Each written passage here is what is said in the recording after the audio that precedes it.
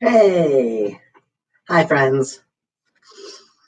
How's it going? You got a different angle on me today.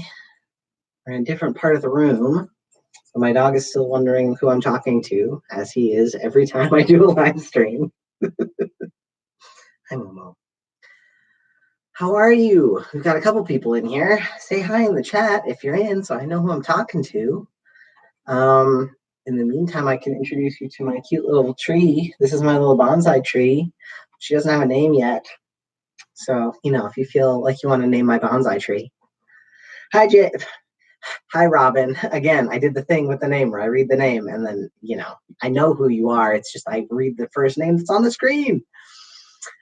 Hi, Kaylin. And hi, Dan. How's it going? I'm glad you're here. We're just getting ready to go here. It's very bright. Oh, is my background too bright? Because I can move. Or is that a different kind of bright that we're referring to here? Because I can also move if the backlighting is rough. So let me know. We're here. My dog is here. Do you want to say hi, Momo? I don't know. We'll maybe move the computer so he can say hi. There he is. Wondering what I'm doing up here talking to nobody. I hope you're all doing well. Oh, yes, fair. Robin just says it's bright for being this late out. Yeah. So where I am right now is in Minnesota, where I live. I'm in Central Time Zone, and it's still pretty bright out here. Because we're so far up north, it stays light out in the summer till about 9 o'clock. So I'm hoping that we'll just still have light throughout the whole of this Bible study live stream. So that's great. I know for people down south, it doesn't stay light out this long, but then the trade-off, of course, is in Minnesota. In the winter, it gets dark at 4:30. So good luck. Oh, Dan. Dan says, Dan, I think you use he, him pronouns, but correct me if I'm wrong. Dan says, I'm getting ready for my move to seminary. That's exciting. Man, that's awesome. Well, congratulations on the getting ready to move. That's a really fun thing to be getting ready for. I assume you're going to be starting in the fall, right? Or maybe you're starting on like summer courses, but either way, that's really cool. Yeah, so say hi in chat if you're here, and we'll get started here. Today, I've been thinking a lot about in general. I've been thinking a lot about Biden, about how we think about the future, and how we imagine a better way of being. And so, kind of as I was thinking about this better way of being, I immediately thought of a book that I read during seminary, and that still affects a lot of how I think about theology. So we're going to be talking about the future and being prophetic today. That's the plan. Oh, yay, that's awesome. Good job, Dan, on the student appointment. And hi, Jay. And my pup says hello back. He's now gone over to sit on the couch. He's decided I'm talking to no one, and therefore I'm not interesting, which is fair. So I'm glad you're all here. So yeah, like I said, so let me give a little bit of background on this. I think I've been feeling, and maybe you've been feeling this too, kind of I don't know, just edging toward the like it's all too much and it's hopeless and what are we ever gonna do? Like I've been on that scale of like of sort of optimism about things. I found myself edging towards being pretty bummed out about the world recently. And the more I thought about it, the more yeah, Robin says the same. The more that I think about it, the more I want to find alternatives, right? Alternatives to either being like, the world is too much and too many bad things are happening and it's all hopeless, so just give up. Like, that's kind of the one side. And then the other side, specifically in Christian communities, this is, well, I should say in a lot of communities of faith, this is true, but it's something that I've experienced personally in Christian communities.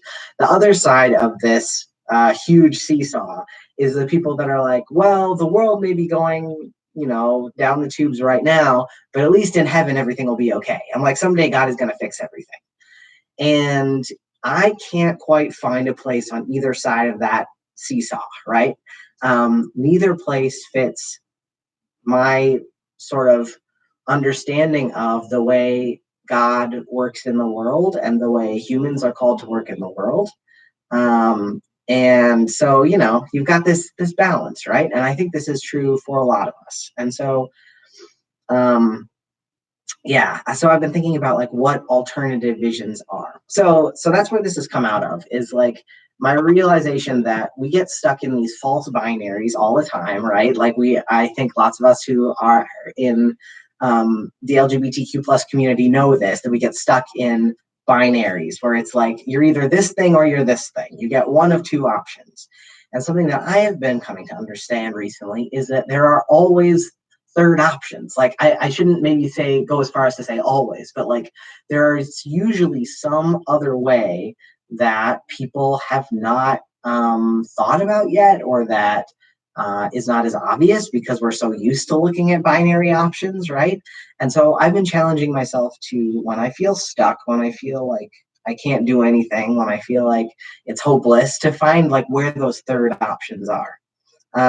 So that leads down some really weird rabbit holes. Like, for instance, this week, I went down a internet rabbit hole of alternatives to capitalism, where I was looking at like all of these economic structures, because people, especially in the US, especially coming out of the Cold War, this idea was like the two options are capitalism or communism, right? Like those were the two options. Those were the two big boxes that people thought, like, you either one or the other. You're either a capitalist or a communist. Those are your two options.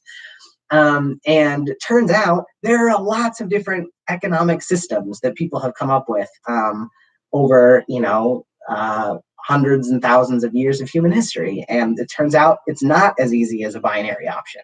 So that's just another example of like where these rabbit holes have been taking me recently. But in thinking about all this, and hi, Conrad, good to see you. In thinking of all this, and thinking about all this, I am reminded of something that I learned about in seminary, and you may have heard of as well. But it's okay to be late, Conrad. Something that I remembered from my time in seminary was something called prophetic imagination. And if you have ever heard of that, or of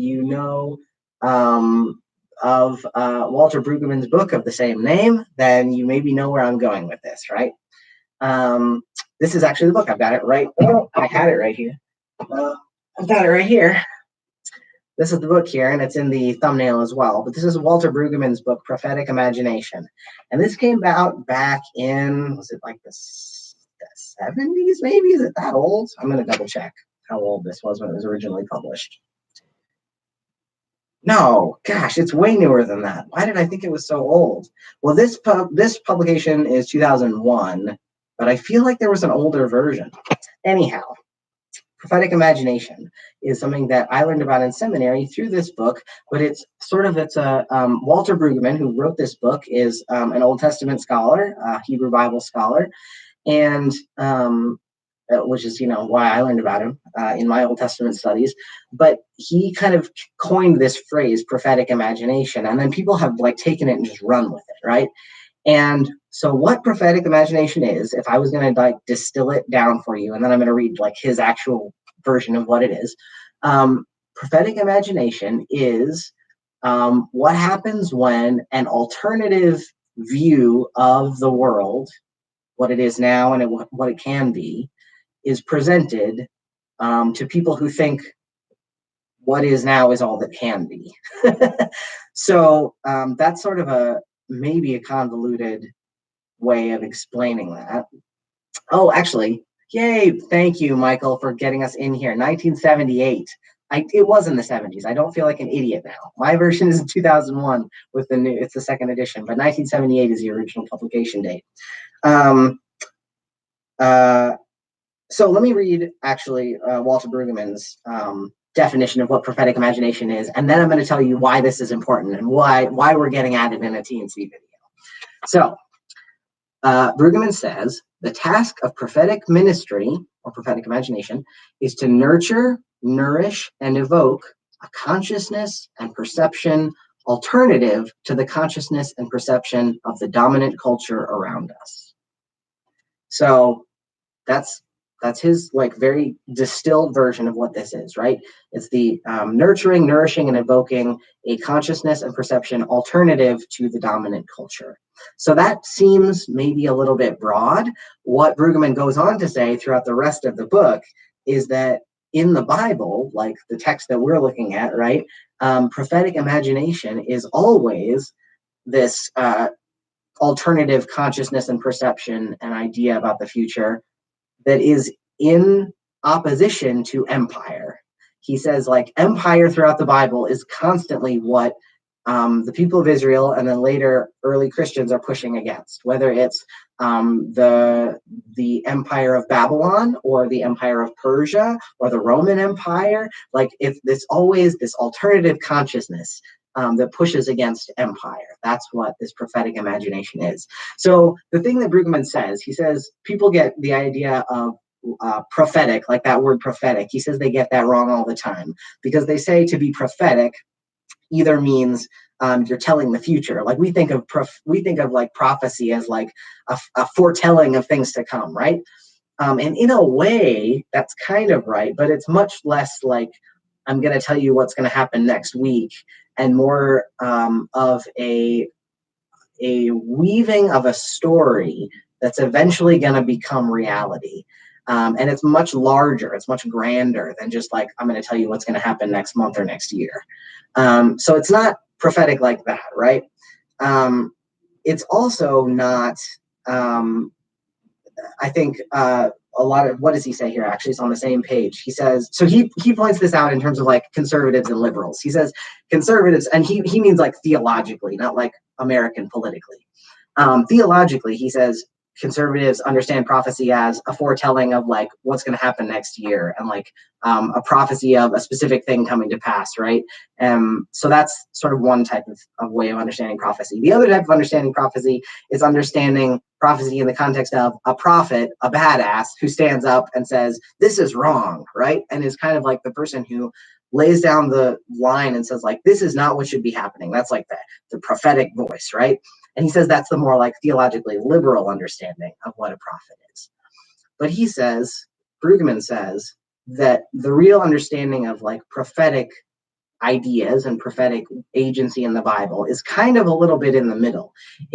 A prophet does often stand up against empire and say this thing is wrong. And the prophet often does that by presenting an alternative view of the present and the future, right? So that's what prophetic imagination kind of looks like. So he says prophetic imagination does these two things. Prophetic imagination serves to criticize in order to dismantle the dominant consciousness. So it does criticize in order to take apart things that are, I'm trying to think of like a less over the top way of saying this, but like an empire that causes death and destruction, you need to criticize that in order to stop the death and destruction, right? So one thing prophetic imagination does is it criticizes the dominant consciousness that is destructive, right? The second thing that the prophetic imagination does is it energizes people. So he says the alternative consciousness to be nurtured serves to energize persons and communities by the promise of another time and situation towards which the community of faith may move. So like exactly what he says there, to me, is the middle of that teeter-totter that I think a lot of us feel pressure on, right? The middle of the teeter-totter, like where the one side is God's going to fix everything and make it okay, and the other side is humans, it's up to humans to fix everything, and then we get depressed because we're only human and we can only do so much, right? Like that's the teeter-totter. Prophetic imagination kind of serves to criticize what's going on and energizes us by reminding us that it's not just us, right? It's not just us on that one side of the teeter-totter. There's another side too, right? But we also have to act, we have to criticize, and we can't just be like, God's going to fix everything. So it evens things out a little bit. I have to look at the chat here for a second. Yes, okay, so two things I'm going to pick out here. Dan just said prophecy equals correcting the course to realign people to a sacred vision. That's a great way of putting that. I like that. Michael says you need an alternative position, an alternative positive narrative to give people so that when the status quo is dismantled, people have hope. That's exactly true. So when Brueggemann says that you need these two bits of criticism and like an energizing force, right? If you do, like, I feel like this is the thing in sort of progressive liberal circles right now, which is just like burn everything to the ground half the time. Like there's this overreaction of like criticism run rampant, right? Like if you just criticize, if you just burn it all to the ground, where do people have hope? Like where do you go to after that, right? So the energizing part and the offering of a different vision is what energizes people and gives them hope and allows them to have the energy to tear down unjust systems. So you need both. You need the criticism and you need the alternative vision and the energy at the same time, right? So that's kind of what we got going on here with the prophetic imagination. That's the idea here. So I thought for this round of our Trans Christian Bible study, we would look at a couple of Bible passages that offer a prophetic, a sort of bit of prophetic imagination, and take a look at how that works in the Bible, and then talk about how that relates to us as LGBTQ plus Christians, how that relates to us as gender diverse Christians, right? So that's the idea. So the first chapter or the first passage that we're going to look at is Isaiah. You know, Isaiah is my favorite book of the Bible. In Isaiah, Isaiah is used a lot by Brueggemann as like a great example of lots of prophetic imagination, specifically what we think of as like second Isaiah or the second part of Isaiah. But we're not going to read from that part today. We're going to read from the very first part of Isaiah. So if you've got a Bible, and if you don't have a Bible, grab a translation, grab a Bible online. But we're going to be looking at Isaiah chapter 2, verses 1 through 4. So that's the idea. So we're going to take a look at that scripture to start with.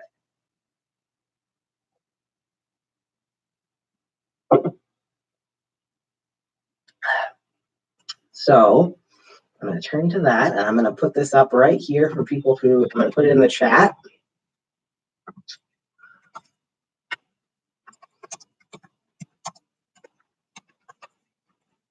There we go. So you can look at it on Bible Gateway, which I like because it has a lot of different translations that you can use. So if you want to read it in a different translation, awesome. These two passages that we're going to be looking at are not, we're not going to be doing a lot of like translation work like we normally do with these ones, because I'm looking more at sort of the overall view, kind of like the overall image that is sort of brought forward. So let's go and read Isaiah 2, 1 through 4. And, you know, the one thing that I miss about live streams is usually you can, oops, I think I did that wrong. I'm sorry, I'm trying to like write in and message people at the same time. I think I may have done it wrong. I'll fix it, I promise. The one thing I miss about online Bible studies is usually you can be like, can so-and-so read this bit instead of having me read the whole thing. So Isaiah 2 is where we're going to start. Isaiah 2, 1 through 4. So this is the very beginning. The words that Isaiah, son of Amos, saw concerning Judah and Jerusalem. In the days to come, the mountain of the Lord's house shall be established as the highest of the mountains, and shall be raised above the hills. All the nations shall stream to it. Many people shall come and say, now let us go up to the mountain of the Lord, to the house of the God of Jacob, that he may teach us his ways, and that we may walk in his paths. For out of Zion shall go forth instruction, and the word of the Lord from Jerusalem. He shall judge between the nations, and shall arbitrate for many peoples. They shall beat their swords into plowshares, and their spears into pruning hooks. Nation shall not lift up sword against nation, neither shall they learn war anymore. So that's our first prophetic imagination passage. It's just that first bit of the second chapter of Isaiah. I'm going to move my desk a little bit here so we have better lighting. You don't get the nice window, though, this way. I'm sorry. So having read that section of Isaiah, my first question for you is, what alternative vision do you see Isaiah putting forth there? Like, what specific things do you see in that text that is like, this is a thing that is different from what the actual people of Israel were probably experiencing at the time? Does that make sense? What alternative vision is he presenting? So that's my first question.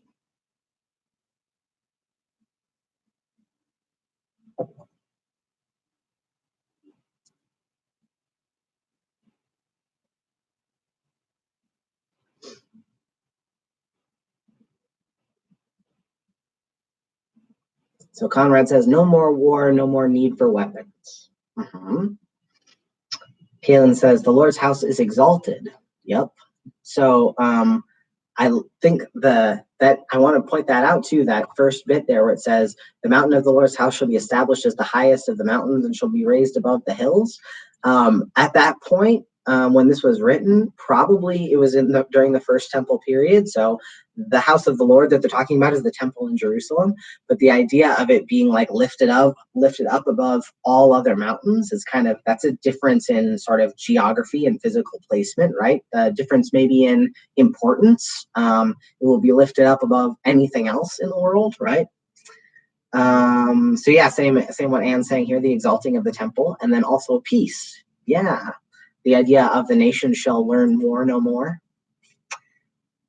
Yes, okay, so Dan's picking up a really common thing that we see in prophetic imagery, which is the repurposing of tools of destruction to become tools of nourishment. So that moment where it says in verse 3, verse 4, they shall beat their swords into plowshares. Plowshares are the tines, if you think of like a fork, it's got like tines, right?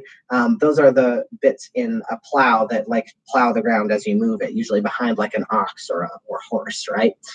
So they'll beat their swords into plowshares, their spears into pruning hooks.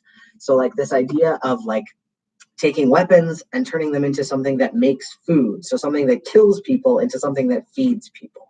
That is a huge movement in prophetic imagination. And that's why you hear that so often in the Bible, this movement of like weapons into agricultural implements, because somebody was like, dang, that's a good metaphor. And they just keep using it throughout the Bible because it's a perfect example of this alternative like positioning of consciousness. Anita says, a realization of the role of God as the source for the power of judgments to decide conflict. Yes. Okay. So Anita, I'm glad you picked up on this.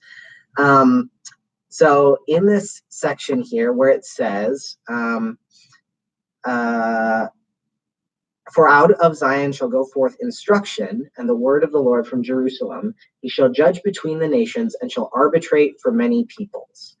That bit was not something that I picked up on until I was reading a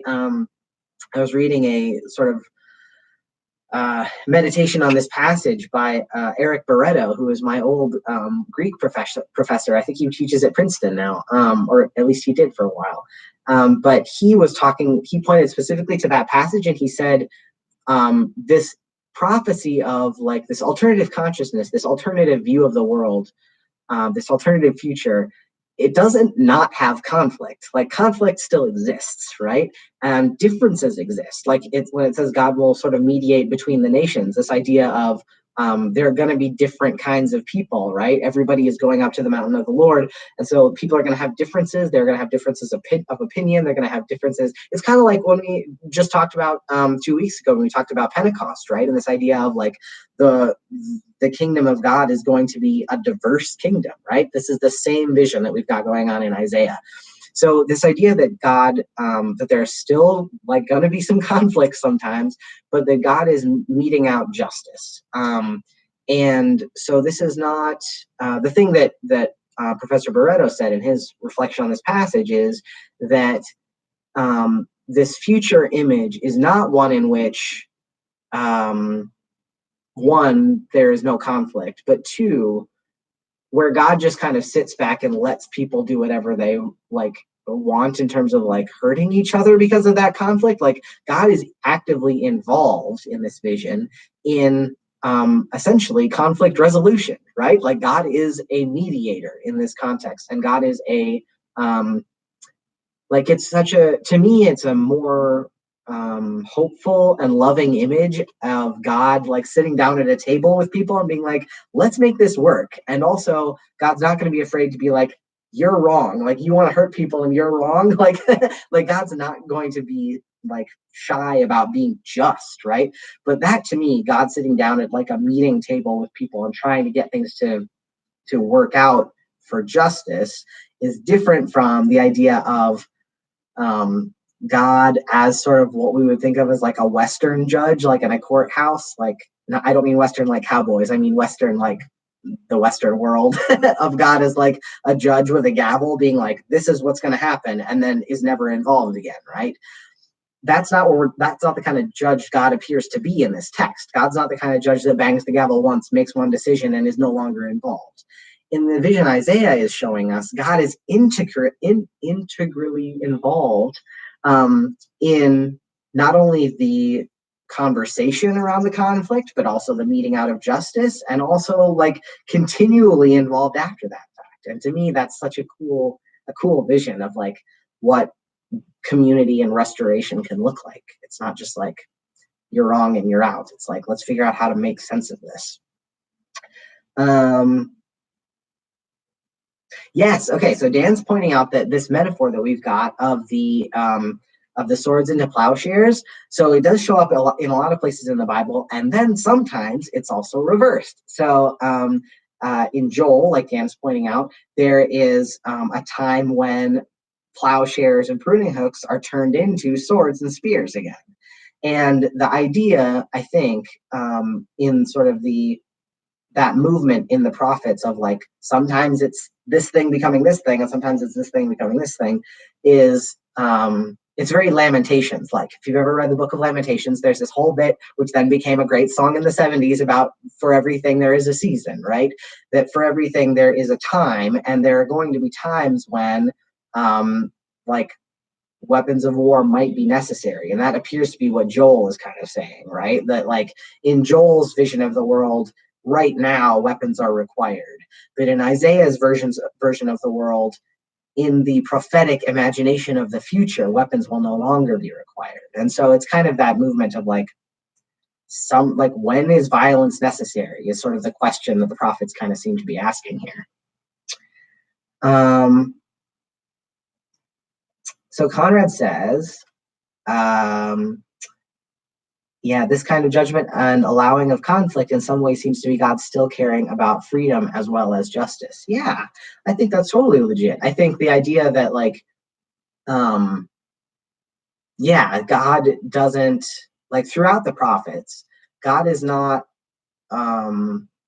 one to like God in the prophets is an interesting thing to read about, right? Because sometimes in the prophets, God is coming in swinging and being like, why can't you get it together? Like, like mad, right? And angry and upset. And sometimes God is kind of like, this bad thing is going to happen to you because of all the bad stuff you've done. We do see that on the prophets, right? But there really isn't a point where God is like, I am going to like get in there and mess with your brain and make you do what I want you to do. God doesn't really do that. I think maybe the closest thing to that is when we get stories of like God changing people's hearts, right? We get stories sometimes of God hardening people's hearts, which are a really theologically complicated thing to think about. And then there are times when God softens people's hearts, right? And that seems to be the closest to that God gets to like managing people, right? But even that, it's more of a I don't know. The metaphor reminds me more of like when you talk to a good friend and they tell you something that changes your mind about an issue. They're not manipulating you. I mean, hopefully, if they're a good friend, they're not manipulating you, but they are showing you something you didn't see before that changes your heart, right? And that to me seems more like what God tends to do. God doesn't tend to manipulate people quite in the way that we might think. Yeah, Conrad says we aren't puppets, we're love children. Exactly.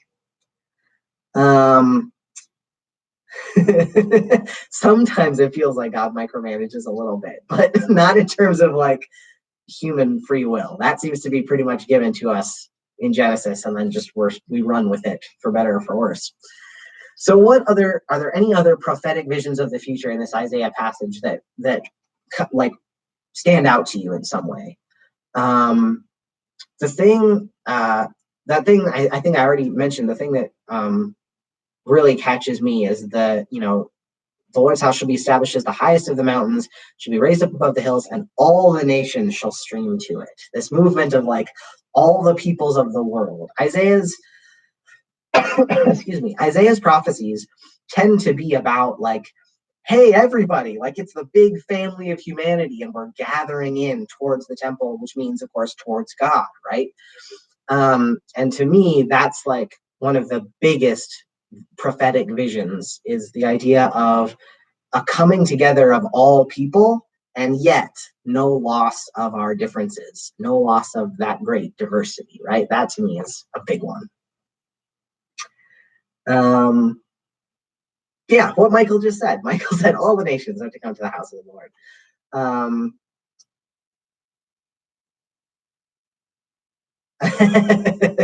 Yeah, exactly. So yeah, if there's anything else that anybody wants to bring up about that passage, let us know. But that was sort of like the archetype, the is archetypical. I don't think that's a word. It's the archetype for what the prophetic imagination looks like. So what's going on here, according to Brueggemann? Like Brueggemann would look at this passage and would say, archetypal, maybe, says Conrad. Archetypical, maybe I'm going to make that a word. What Brueggemann says about this text, and about what's going on here, is that the prophet Isaiah is so it says the word that Isaiah, son of Amos, saw concerning Judah and Jerusalem. So God is giving Isaiah this prophetic vision, right? The vision that Isaiah is putting forward is, this is what the future is going to look like. Now, Isaiah does not specify, this is the future in 5 years, this is the future in 10 years, this is the future in 200 years, this is the future in 2 million years. Like he doesn't, there's no timestamp on this. And when you think about it, that makes sense, right? Oh, Conrad, there we go. Thank you. There we go. I had to show that message. It kind of makes sense that there's no timestamp on this, right? Because if God exists sort of outside and with like outside time, I want to say outside time, but also like in all time, like because God is not time bound, these visions of the prophetic future that God desires are also not time bound. Like, does that make sense? This idea of like the fact that like God doesn't say when exactly this is going to happen. And I think yeah, well, so I won't go down a tangent on that, but the fact that this is not like, here's when this is going to happen, means that humans have to take that prophecy and kind of go, all right, how do we get there? And we can ask ourselves, how do we get there? When we ask ourselves that question, it has to be a combination of like, it's both human agency and divine agency, right? Like it's not when we sit back and we say this is a prophecy, like Brueggemann was saying, that one sort of ditch of like, this is a prophecy that God will make this happen, the end, then humans have no agency in it and humans aren't doing anything to make it come about, right? And that one way of seeing prophecy doesn't seem to match with what the biblical authors were actually trying to get people to do, which was move toward this vision of the future, right? But if we get stuck only on the human end of things and we say, well, it's all up to humans, it's all up to us to make this vision happen, we very quickly realize that that's not possible, right? We very quickly realize that this cannot happen without the divine movement. And so when we ask ourselves sort of like, how do we get to this prophetic vision of the future, it's going to require, according to Brueggemann, both now I've just read them and I can't remember the words that he used, and I want to use the right words. It's going to require both criticism and that alternative, hopeful, energizing vision, right? So with Isaiah here, we have that vision, that energizing bit in this bit of the text, but throughout a lot of the first part of Isaiah, it's literally just a criticism of all the stuff that's going on that's bad, right? And that's what you'll see in the prophets in general, right? And Joel, like we brought up earlier, a lot of the prophets in the Old Testament and the Hebrew Bible, their job is to say, here's what's wrong with the status quo. And then they offer a new vision and they say, let's do this instead.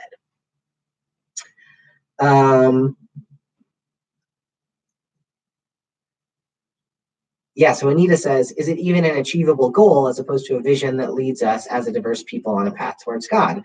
So yeah, so the question there might be, is this a destination or is this about the journey in that sort of like stereotypical way? Like, is this more about the journey than it is about actually getting there? And that's possible. I think that's a possible way of reading this. Yeah. Oh yeah, I like what Robin's saying here about sort of taking the two to come together. I like that. So let's take a look at, I feel like I'm getting a little bit, like my video is not working super great. So if I'm super laggy, let me know. I can't tell if it's lag or if it's just normal. So the second vision of like the prophetic future that we're going to look at is in Matthew chapter 20. So for those of you that want to follow along, I'm going to put it in the chat here. Okay, Conrad says I'm lagging a little bit. Well, hopefully it won't get too bad. Let me know if it does.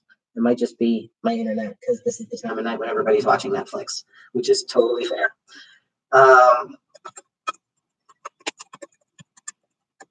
So I'll put this in here. So the text we're going to look at here next is Matthew chapter 20, verses 1 through 16. So this is one of Jesus's parables, and you might be familiar with this one. Almost all of Jesus's parables, well, I shouldn't say almost all. Some of them are to get people in the moment to change what they're doing. Sometimes he literally is just like, let me tell you a story so you get what you're supposed to do right now. But a lot of the time, Jesus's parables are, he'll usually start things out with like, the kingdom of God is like, or the kingdom of heaven is like, and then you know that he's giving us a prophetic vision of what he is wanting the future, like what the kingdom of heaven looks like, right? Like the kingdom of heaven, this idea of the kingdom of heaven, or like this idea of this alternative place, that is Jesus using prophetic imagination to show us a different vision of what could be. So we see this a lot in his parables. And this is one specifically in Matthew 20 about a vineyard owner. And so we're going to read through this one here. So this is Matthew chapter 20, verses 1 through 16. And I'm going to read it. I'm going to make this window smaller so I can read it. Okay. So it goes like this. Jesus is talking and he says, "For the kingdom of heaven is like a landowner who went out early in the morning to hire laborers for his vineyard. After agreeing with the laborers for the usual daily wage, he sent them into his vineyard. When he went out about 9 o'clock, he saw others standing idle in the marketplace, and he said to them, 'You go also into the vineyard, and I will pay you whatever is right.' So they went. When he went out again about noon, and about 3 o'clock, he did the same thing. And about 5 o'clock, he went out and found others standing around, and he said to them, 'Why are you standing here idle all day?' And they said to him, 'Because no one has hired us.' And he said to them, 'You go also into the vineyard.' When the evening came, the owner of the vineyard said to his manager, 'Call the laborers and give them their pay, beginning with the last and then going to the first.' When those hired about 5 o'clock came, each of them received the usual daily wage. Now when the first came, they thought they would receive more, but each of them also received the usual daily wage. And when they received it, they grumbled against the landowner, saying, 'These last worked only 1 hour, and you've made them equal to us, who have borne the burden of the day in the scorching heat.' But he replied to one of them, 'Friend, I am doing you no wrong. Did you not agree with me for the usual daily wage? Take what belongs to you and go. I choose to give to this last the same as I gave to you. Am I not allowed to do what I choose with what belongs to me? Or are you envious because I am generous? So the last will be first, and the first will be last.'" So that last sentence there is probably one that you've heard before. If not in the context of this story, you've probably heard it in some other context. Maybe I'm trying to think of like other places because it shows up in other places in the Synoptic Gospels. But this story specifically gives us a vision of what the kingdom of heaven is like. And it's a funny vision because people have strong reactions to it, right? As with almost all of Jesus's parables, there's somebody in this story that you can connect to and go, yeah, that's what I would have done, right? Whether you're the person that started at the beginning of the day and you were like out there and you were like, early bird gets the worm, I'm in. And then you work all day and you're like, I thought I was supposed to maybe get more because I was here longer than everybody else. Like maybe you're that person. Maybe you're the person who was out there in the middle of the day and came in and you're like, oh my gosh, well, I'm thankful that I got this work at least, right? Maybe you're the person that came at the end of the day and when somebody asks you like, why weren't you doing more? You're like, because I literally couldn't. And that like the gratitude that comes with that last person who is like, I got the same as if I had worked the whole day and yet I only worked for an hour. Like, can you imagine that kind of like gratitude, especially for a person who couldn't work the whole day? Like, that's big. So, or maybe you're like the vineyard owner and you like to be the one to go out there and kind of mess with systems and be like, everybody gets something, right? Like, there's usually somebody in stories like this that you can connect to.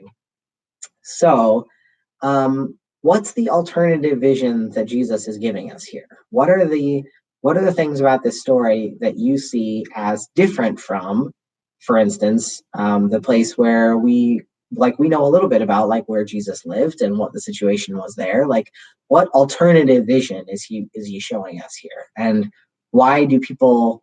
What is it that people get mad about about this alternative vision?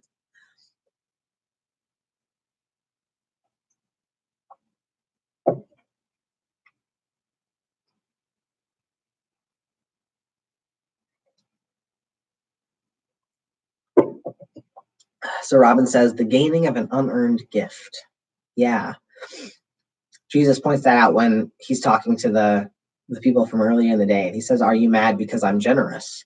Yeah, that I think Kaylin says it feels unfair. Yeah, I think that's the idea is like the people from early in the day, they feel cheated in some way, right? And because they are comparing themselves to the person standing next to them, right? Whereas if that person wasn't there at all and they just got paid the day's wages, they'd be like, yeah, that's right. Like I worked today, I got a day's wages. But because they're standing next to somebody else who didn't work all day and got a day's wages, now they're pissed, right? Like, so it's this sort of, it's this, comparison. It's this comparison. What's that? Who said that? That comparison is the thief of joy. I forget who said that, but like it's the fact that it's the comparison that you got there that causes the angst, right? If you were just one person who worked all day and got a day's wages, you'd be like, seems fair. But it doesn't seem fair if somebody else gets more than you, right? Or actually, they didn't get more than you. They got exact same, but they worked less. Conrad says, in the context of Jewish believers who believed perhaps that because they were believers of God first, longer, they should get special privilege over new people in the faith. Yeah, so that's an interesting idea. Like thinking about it as, like, let's see. Oops, I just lost my window. So this is Matthew 20. So let's go back and see who Jesus is talking to in Matthew 19. I know a little bit about it, but the last story that we get in Matthew 19 is the rich young man, the rich young ruler, right? And the story there is that the rich young ruler is told that he has to give away everything he has, right? But he's talking at the end of this chapter, end of chapter 19. Jesus is talking to Peter, and he's talking about, Peter says, we've left everything and followed you. What will we have? So Jesus looks like he's actually going up against the disciples here. It's up against it's the people that are coming to him and are following him. And then Peter's like the first person. Peter's the person early in the morning who's like, hey, we were here first. Don't we get more? And then, he doesn't. Jesus is like, turns out y'all get the same thing, which is unending love and grace. It's not enough apparently for Peter, who needs to be first.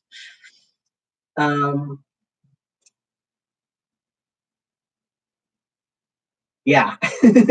Michael and Robin are talking about Jesus flipping things, right?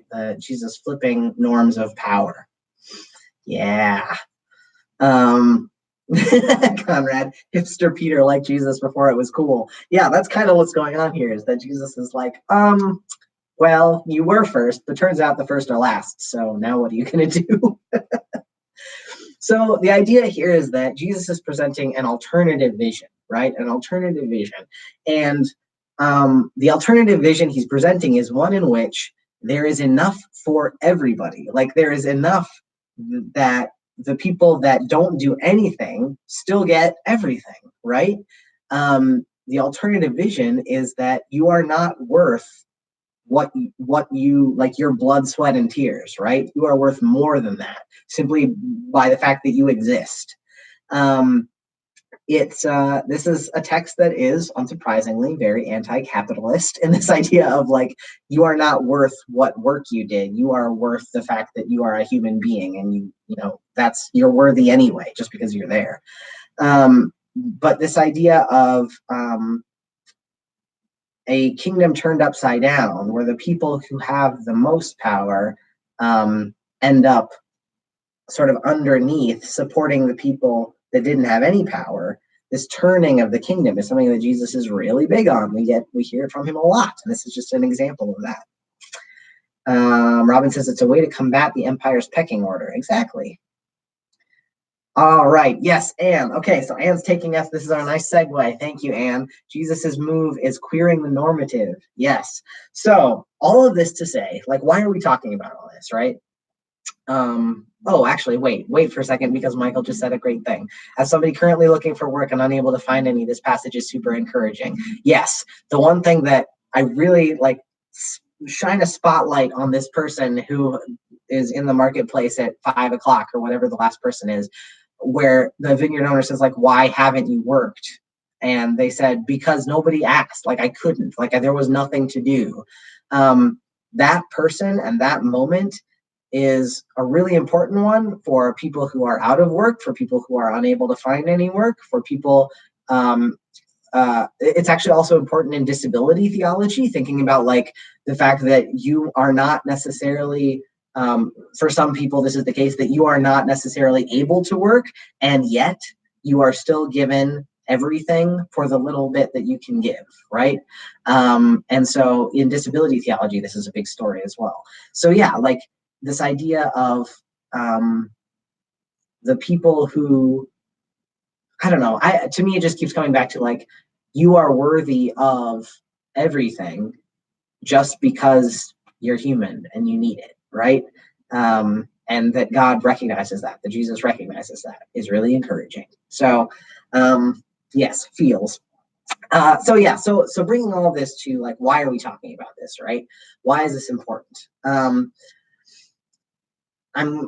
I think the move that I wanted to make here in this prophetic imagination, sort of largely, is kind of what Anne said here, that Jesus tends to queer the normative, right? But the idea of the prophetic imagination is, like when we think about what queering something is, when we think about queering a text or queering in the sort of academic sense of like looking for the ways that things are turned upside down and boxes are broken and lines are erased. Like not all lines. I'm not of the of the perspective that all lines should be erased, but like lines between, for instance, powerful and powerless, right? Like lines are erased in that sense. So in that way, the prophetic imagination is inherently queer, in that it sort of turns these things on its head. It offers this new vision of what could be. It breaks down binaries. It breaks boxes.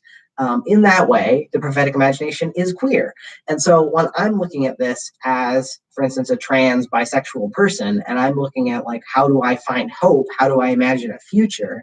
I can look at the prophetic imagination shown throughout Scripture for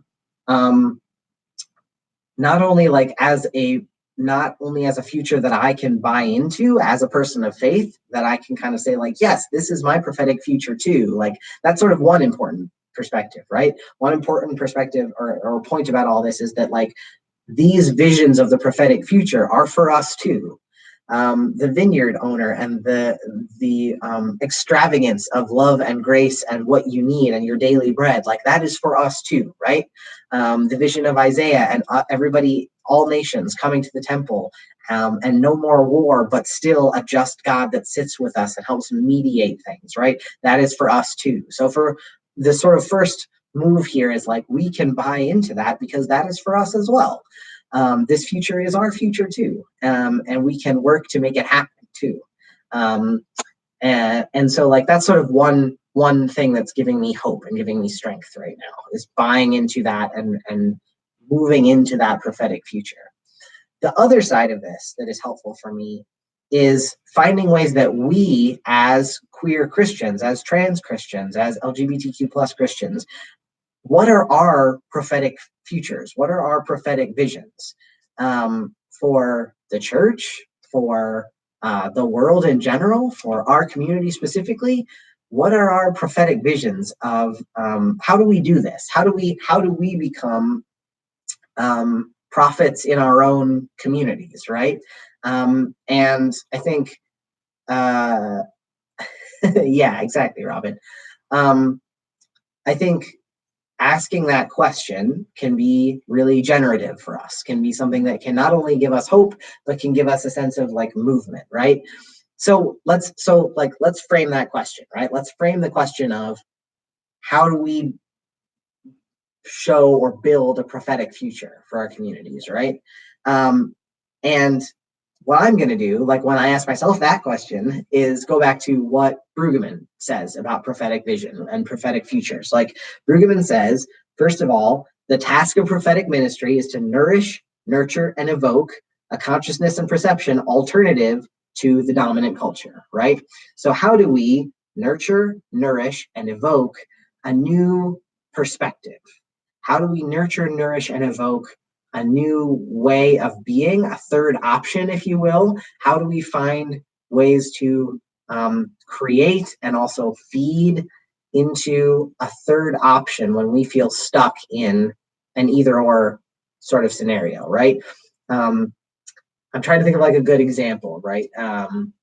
For instance, I mean, like if you're just going to go giant, like either queer people get rights or they don't get rights. In some ways, maybe that's a legitimate binary in that like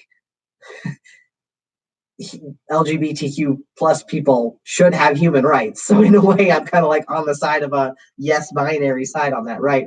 But on the other hand, you then have to ask the question like, well, what do we mean when we say rights? What kind of human rights are we talking about? What kind of, like, what are human rights?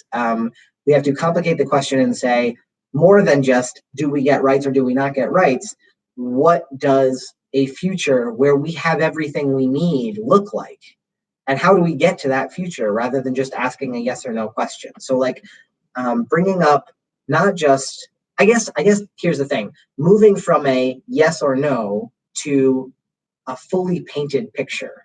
How do we paint? It's almost like a color by numbers type thing. No, actually, it's not. That's too prescriptive as it is. It's not color by numbers. It's like a full-on blank canvas. Like, what picture are we putting there, and how are we moving toward that picture? Not just a checkbox. Do we have rights? Do we not have rights? But how do we move into this vision, this picture that we're creating, right? So there's one thing.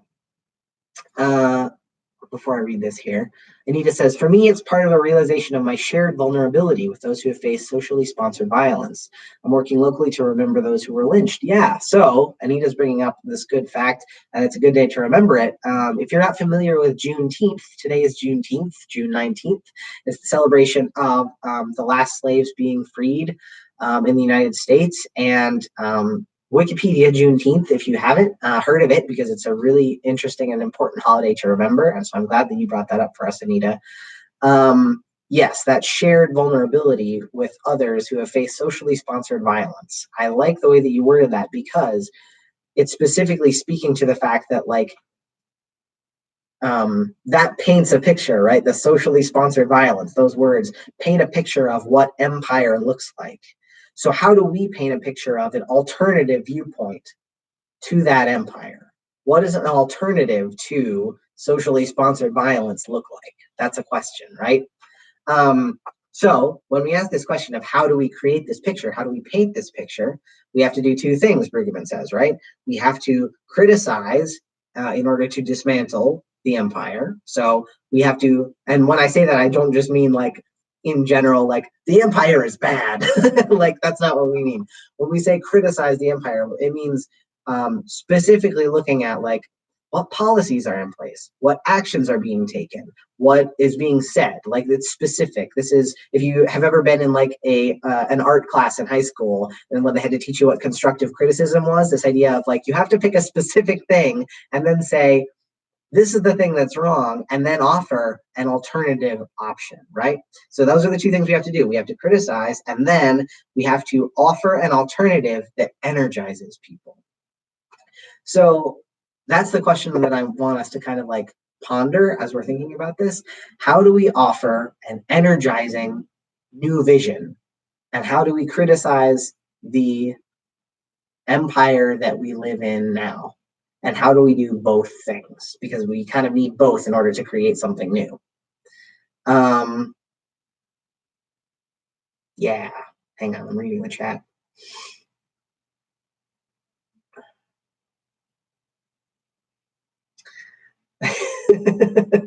Yeah, so I think that's kind of where I came to with all of this prophetic vision stuff, and why I wanted to bring it up, because I wanted us to be able to imagine a little bit what that looks like. So we got a couple of minutes left here, and I'm wondering for you what prophetic vision of the future looks like, and maybe I should narrow that down so that we have something better. What kind of prophetic vision do you see for LGBT people in the church? Let's narrow it that way. Can you imagine something? And this the great thing about imagination, like we get to go back to our kid selves where we can imagine anything. You can imagine a green elephant, and a green elephant can exist. So that's where I want you to go with this. What imagination, what vision do you imagine for our future as LGBT people in the church? What do you hope that looks like? What do you believe that should look like? What does that look like?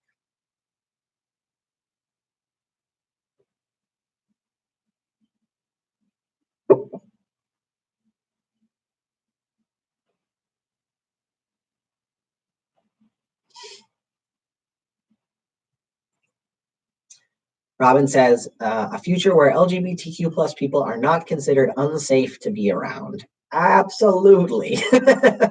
Yes. I mean, like, this is probably where you were going with this, but like, my personal add-on to that is imagining a church where LGBTQ plus folks can lead Sunday schools and not be dangerous, right?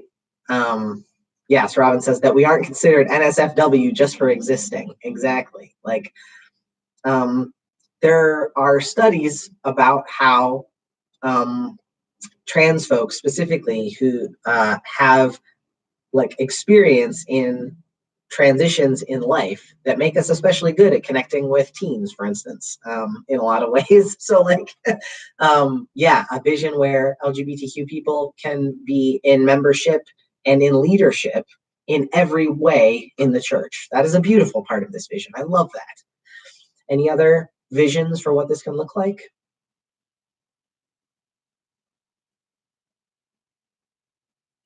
I know this is a big question to throw at you without any prep, so it's okay if you don't have a grand vision.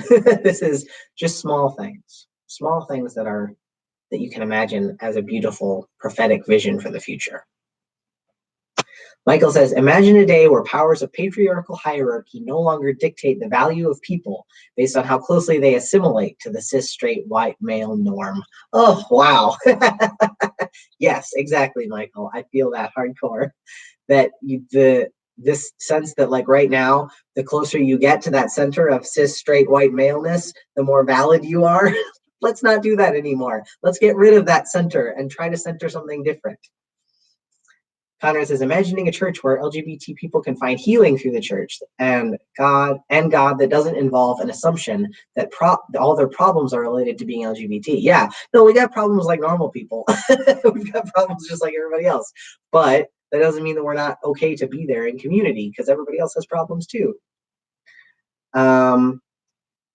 Jeremy, who's just joining, says, seeing and embracing of LGBTQ plus people as the historically missing piece of the tapestry that is the church. Yes. Aiden says, a future where LGBTQ plus people can be involved in day-to-day life and not be a huge deal, just accepted and embraced. Agreed. That would be great to not be a huge deal all the time. Conrad says that he would like to work with teens in the church and not be considered a threat or confusing. Yes. Anita says, a day when we are just seen as fellow workers in the way of God. Yeah. Anne says, when you share your trans and the person responds that they're left-handed as a totally a non-issue. Yeah. So that's one thing. Like for some people, I think as we think about these visions, recognizing that we might not all have exactly the same visions, because some people are going to be like, my vision is to be just like everybody else. And other people are going to be like their vision is going to be slightly different. Like, I really like that comparison. Hold on, who just said that? Anne, because you pointed out like it's another difference, right? When somebody says they're left-handed, that used to be a giant thing, right? Like kids would be taught to use their right hand because to be left-handed was to be seen as lesser than, right? So this idea that like our differences still exist, but we're just people, and a lot of people really like that vision. Robin says, exploring your gender could be okay whether you transition or not. Yes, no required transition. Galen says, recognizing that not only are queer people equal, but that we have unique perspectives that are actually good, and the church can learn from our queer experiences. Absolutely, yes. That I love that idea. Like, I don't want us to be afraid of overshooting and going too far. And like, I think some people would be like, let's just settle for like being like everybody else. But no, like, in the like wonderful like queer prophetic future, it's not just okay to be different, it's good to be different. So let's go with that. Yeah. Aiden says, a future where LGBTQ plus folks can just go to church and not have to do extensive church shopping before going anywhere. Oh, wouldn't that be nice? That would be a wonderful part of the future. So yeah, so we got to finish up, guys, because I'm still working on my Midwestern verbiage. Y'all, we've got to finish up because it's 9:04, so we're over time. But thank you so much for sharing your vision of the future with us. And I hope, actually, yeah, what Conrad just said, I want the church to be a part of the solution. That's definitely something that I want too. And so I hope that through these conversations, we can find ways to embrace all of who we are, so that maybe the faith parts can be part of the solution. Like the prophetic vision is a faith-based thing that can be part of the solution for people who aren't people of faith. And that's okay too. Like this idea of creating a prophetic future can be something that can exist both within and outside of a faith context. So yeah, anyways, all this to say, keep painting your picture. Keep painting your picture of the prophetic future, and keep asking yourself whether you're dreaming big enough. Because I know that like our dreaming and our future does have to include the basics and the things that we don't have right now. Protection for trans women of color, right? Job protections and housing protection, so people can't be thrown out of their houses and like not law, like don't, like those things are things that need to be part of our picture. But let's go further than that. Let's go further than that and ask ourselves, how much bigger can we dream? And sometimes reading the Bible can help us imagine what that might look like, because the Bible can also have some pretty big dreams for us. So thank you all for being here. This was really fun. I'm glad we got to do this. Next week will be our trans and Christian support group, as per usual, on the other Wednesdays of the month. So if you want to get involved in that, you can go to bit.ly/trans Christian support. And that's our sign up for the Trans Christian Support Group. And then the week after that, we'll be back for another Trans and Christian Bible Study online. And next time, I'm going to remember to set up my light because it got way too dark in here. So our next Trans and Christian Bible Study is going to be on July 3rd, and that's going to be our earlier one, earlier in the day. So it'll be 11 a.m. Pacific all the way to 2 p.m. Eastern, depending on where you are. So that'll be 2 weeks from tonight. So thanks especially to all the Patreon folks that make these videos happen. You're amazing. If you want to get involved with the Patreon, you can do that at patreon.com/Austin Lionheart, just like this channel. And until next time, we'll see y'all. Thanks for being here. It was really fun. We'll see you next time.